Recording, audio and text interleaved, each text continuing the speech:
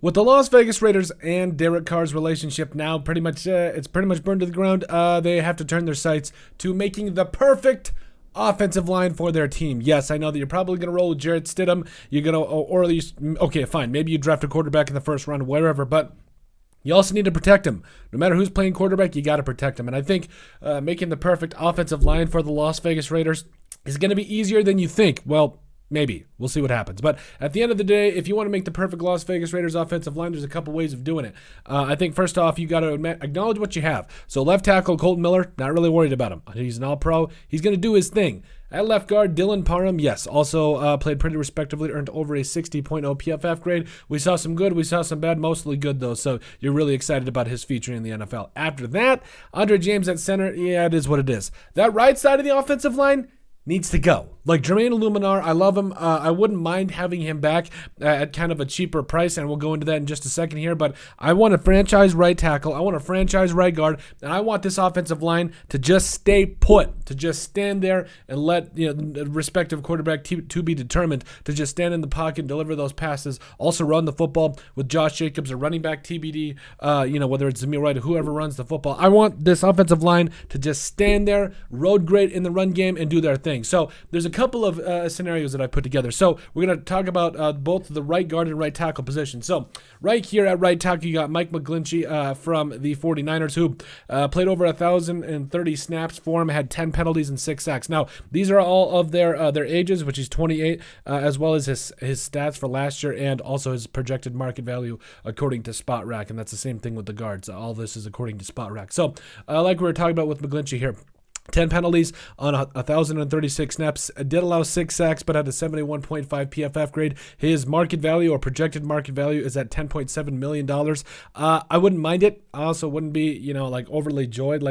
It's a lot of money, and I know the Raiders are going to have a projected after Derek Carr is cut, projected over 30-40 million. So, yeah, you can go out and spend an offensive line. I wouldn't mind it with Mike McGlinchey. Also, Juwan Taylor from the Jaguars at 25 years old. I think he kind of had himself a bounce-back season, 1,095 snaps, 7 penalties, 5 sacks, also had a 58.7 PFF grade. His market value is projected at $12 million, I think specifically because of the age and the fact he did have a bounce-back year from years past. And then, yes, there's Jermaine Illuminar, who has 28 this year. Again, I wouldn't mind bringing him back. At $5.7 million, I wouldn't mind it if you got a respectable right tackle, but he played 940 snaps for the Raiders, had 10 penalties and 3 sacks, also had a 75.3 PFF grade. So out of these 3 options, I wouldn't mind it sticking with Jermaine Illuminar, but if you want to go get an expensive right tackle and Mike McGlinchey in free agency, do your thing, boo-boo, do what you got to do. But at the end of the day, I did like Jermaine Illuminar. I wouldn't mind having him back. He's still relatively young. You can still get some good production out of him as well. And then also the top free agent right guards. You got Isaac Sumalo. I know I'm not even close to saying that right. I apologize. But he played over 1,100 snaps for the Eagles last year, had 6 penalties, 1 sack, also had a 75.2 PFF grade, had a market value projection of $12.1 million. Wouldn't be opposed to it. I would be okay with that.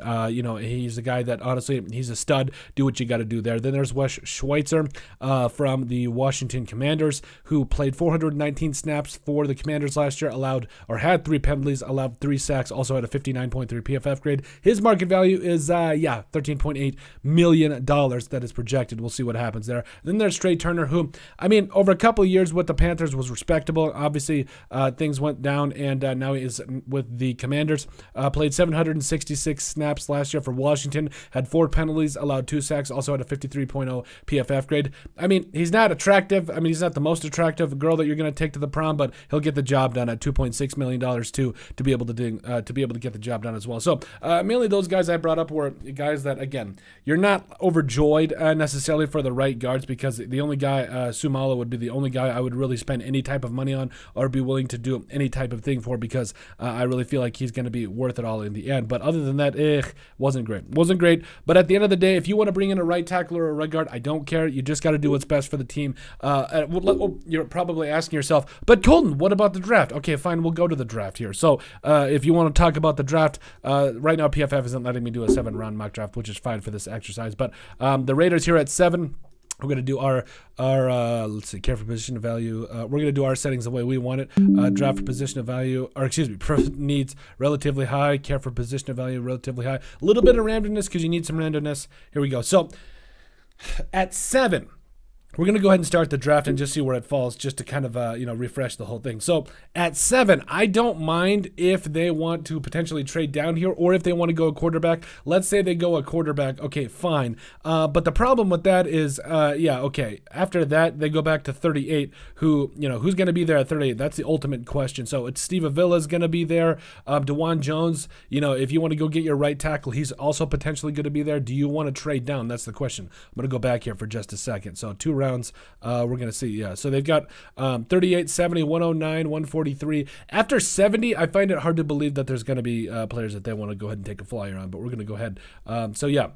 Again, if Bryce Young falls to you there at 7, you are elated and you run that thing to the podium, no questions asked. Now, the problem is okay, we'll go Bryce Young here, and then you get back at if you were to trade down, I think you could be able to get some good draft capital, but at the end of the day, could you still get back into a position for Peter Skoronski? Definitely possible if you want him to play tackle, guard, whatever. Osiris Torrance most likely going to go there at 34. Ooh. I might just finish this thing out because this is beautiful. This is beautiful. You get a little bit of help at guard and quarterback. This doesn't really matter. I'm just fooling around, but you guys get the drift. That at the end of the day, this could be pretty good for the Las Vegas Raiders. They could get 2 really good players here, and I think that they could do some good things. Again, 7, it just depends on what they want to do. Do they want to trade down? Do they want to build around Stidham? That's really what it comes down to. But as far as picking and making the perfect Las Vegas Raiders offensive line, I wouldn't mind it if they used both picks on guard or tackle, either 2. It is just what it is. But let us know what you guys think. How do the Raiders make the perfect offensive line here? Do they go in free agency? Do they go through the draft? Make sure you guys like and subscribe down below. Make sure you guys also give us a listen and a sub on iTunes. And finally, if you have anything else you'd like us to cover, send us an email at thesportsbp@yahoo.com or put it in the comment section down below, and we would love to cover it. But let us know what you guys think about us making the perfect offensive line for the Las Vegas Raiders.